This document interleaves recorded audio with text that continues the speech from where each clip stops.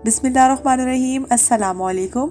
आज मैं आपके साथ एक ज़बरदस्त सी रेसिपी शेयर करने वाली हूँ। आज हम बनाएंगे वनीला स्पॉन्ज केक की रेसिपी और बिना बीटर के, बिना ओवन के बनाने वाले हम घर पर। तो आप इसको ज़रूर ट्राई कीजिएगा। और उससे पहले अगर आपने मेरे चैनल को सब्सक्राइब नहीं किया हुआ तो काइंडली मेरे चैनल को सब्सक्राइब कर लीजिए।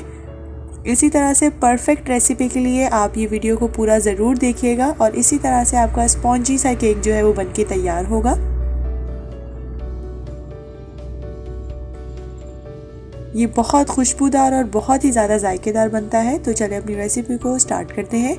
यहाँ पे मैं पहले ड्राई इंग्रेडिएंट्स जो है वो एक साइड पे कर लूँगी। यहाँ पर मैंने 1 कप के करीब मैदा लिया है और उसमें मैंने ऐड किया है तकरीबन 1 टीस्पून भर के बेकिंग पाउडर का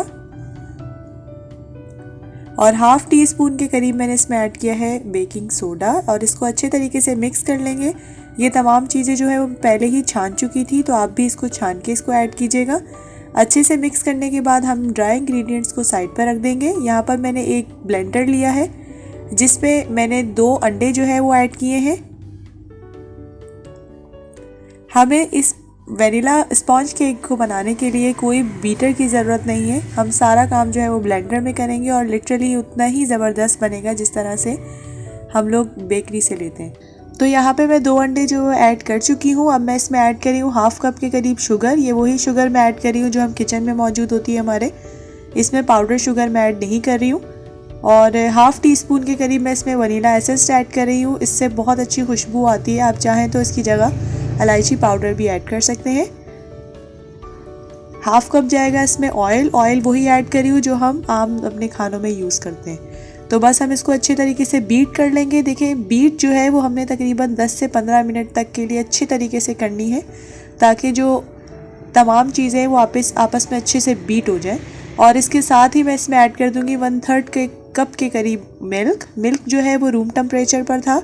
मैंने तकरीबन इसको 8 से 10 मिनट तक के लिए अच्छे तरीके से बीट किया है और बीट करने के बाद मैं इसको एक बोल में ट्रांसफ़र कर दूंगी। हम वनीला जो केक है वो हम ओवन के बगैर बना रहे हैं। इनकेस अगर आपने इसको ओवन में भी बनाना है तो उसकी टाइमिंग्स आपको मिल जाएंगी वीडियो के लास्ट में, तो वीडियो को पूरा ज़रूर देखिएगा। और अब इसमें हम ऐड करेंगे अपने ड्राई इंग्रेडिएंट्स। 1-1, 2-2 टेबल स्पून करके जो है हम इसमें ड्राई इंग्रेडिएंट्स अपने ऐड करते जाएंगे और उसको अच्छे तरीके से मिक्स कर लेंगे। और मिक्स करने का इसका तरीका यही है कि हमें एक साइड पर ही इसको अच्छे से मिक्स करना है, इस तरह से। ये देखें कितना ज़बरदस्त सा जो है हमारा बैटर बनकर तैयार हुआ है। बस इस चीज़ का ख़ास ध्यान रखिएगा कि इसमें कोई लम्स वगैरह जो है वो नहीं होने चाहिए। इसको अच्छे तरीके से हमने मिक्स कर लेना है।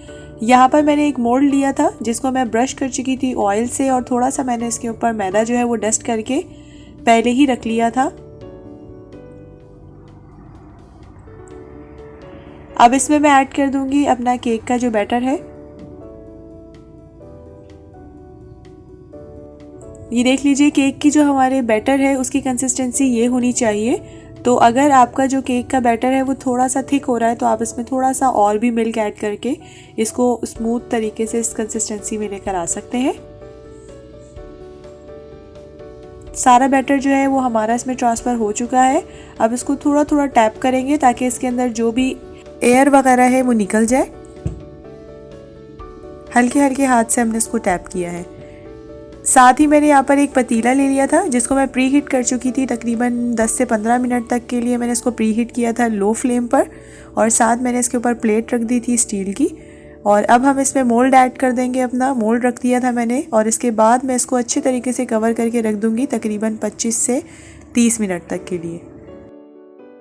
25 मिनट के बाद हम इसको चेक कर लेंगे। मैं नाइफ़ से चेक कर रही हूँ। ये देखें नाइफ़ जो है वो बिल्कुल क्लियर निकली है, मतलब हमारा जो केक है वो बिल्कुल रेडी है।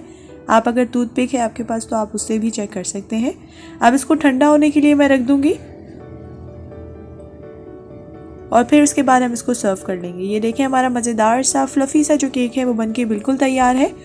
अगर आपको आज की मेरी रेसिपी पसंद आई हो तो आप मेरे चैनल को ज़रूर सब्सक्राइब कर लीजिएगा और अपने फ्रेंड्स और फैमिली के साथ ज़रूर शेयर कीजिएगा और बेल आइकन को प्रेस करना मत भूलिएगा। उससे इसी तरह से झटपट और मज़ेदार सी रेसिपीज़ आप तक पहुँचती रहेंगी। और इसको ट्राई करके फ़ीडबैक ज़रूर दीजिएगा कि आपकी रेसिपी कैसी बनी। हम मिलेंगे इंशाल्लाह एक नई वीडियो में एक नई रेसिपी के साथ। तब तक के लिए अपना बहुत बहुत ख्याल रखिएगा। अल्लाह हाफ़िज़।